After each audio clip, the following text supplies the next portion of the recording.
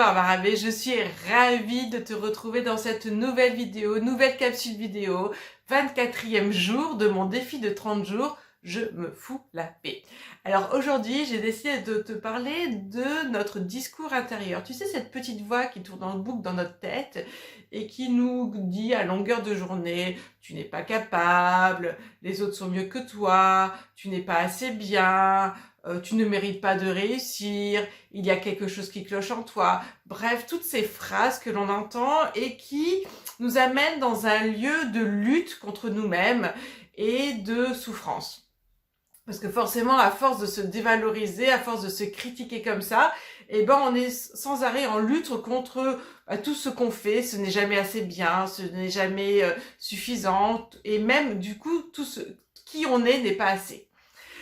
Alors aujourd'hui, j'aimerais juste te parler de ce discours-là parce que bien souvent, on pense que ce discours intérieur que l'on entend, ces phrases que l'on entend à longueur de journée, sont des faits, c'est de la réalité. Elles nous semblent justes parce que déjà, elles sont issues de nous, on les a entendues depuis tellement de temps que ça nous semble vraiment quelque chose de vrai, comme si c'était une vérité incontestable.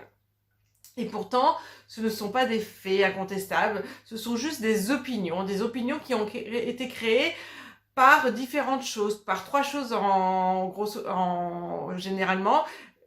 Une des branches, c'est nos expériences du passé qui ont pu générer ces opinions. Une autre branche, c'est nos attentes du futur. Et une dernière branche, c'est nos schémas émotionnels qui ont amené nos conditionnements, nos façons de réagir par rapport à ce que l'on vit.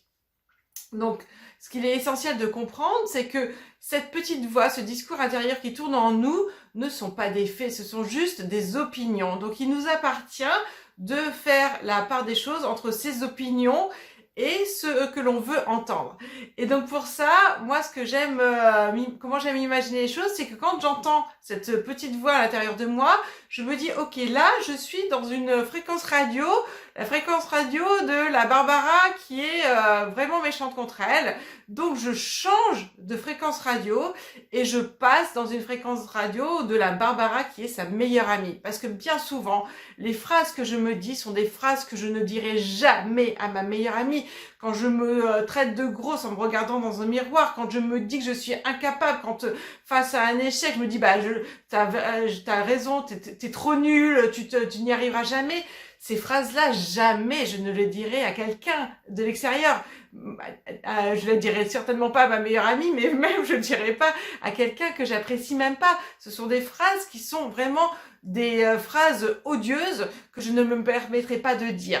Alors voilà, l'exercice que j'aime faire, c'est de changer de fréquence de radio. Je switch ma fréquence radio et je switch sur des ondes positives, des ondes agréables, des ondes dans lesquelles je vais m'encourager, dans lesquelles je vais être bienveillante envers moi-même. Parce que la solution pour sortir justement de ce dénigrement, de ce auto-sabotage, de ce critique permanente, c'est l'auto-bienveillance. Et l'auto-bienveillance se passe en comprenant que être aussi dur avec nous-mêmes ne peut pas nous amener de choses positives. Par contre, être bienveillant envers nous-mêmes va nous amener des énergies hautes, des énergies qui vont nous permettre de créer des choses que l'on souhaite.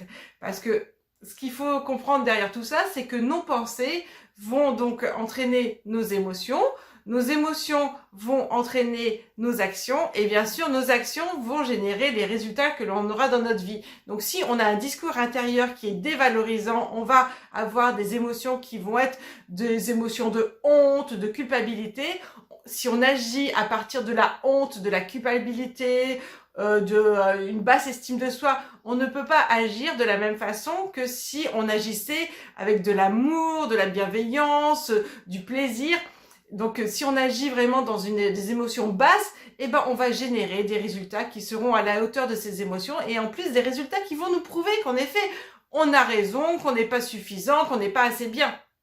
Et donc la boucle est bouclée et pour sortir donc de ce cercle vicieux, de ce cercle infernal, il est important de switcher vers l'auto-bienveillance, de changer sa fréquence radio, de partir vers la fréquence radio, je me parle telle que je suis, comme si j'étais ma meilleure amie et donc de commencer à avoir des paroles qui sont des paroles où on se sent complet, des paroles où on sait que où on s'autorise le droit à l'erreur, des paroles où on s'autorise le droit d'être, de visiter nos zones d'ombre, tout en sachant que même si on fait une expérience difficile, eh ben, ça ne nous définit pas, puisque dans tous les cas, nous sommes complets.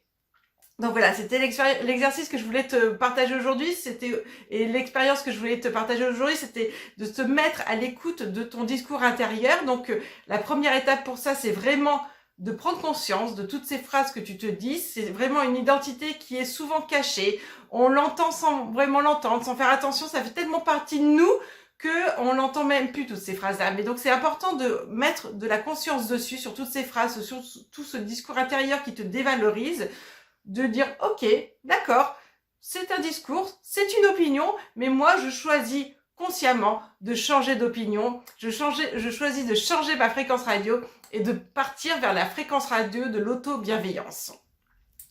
J'ai hâte de te lire dans les commentaires pour me dire voilà, qu'est-ce que ça éveille en toi, comment est-ce que toi tu réagis face à ce discours intérieur omniprésent qui peut être dévalorisant. Est-ce que tu as conscience aussi que tes pensées vont générer tes actions et donc les résultats dans ta vie? Voilà, j'ai hâte de te lire, c'était Barbara B et je te dis à demain pour la suite de ce défi de 30 jours. Je me fous la paix. À demain, au revoir.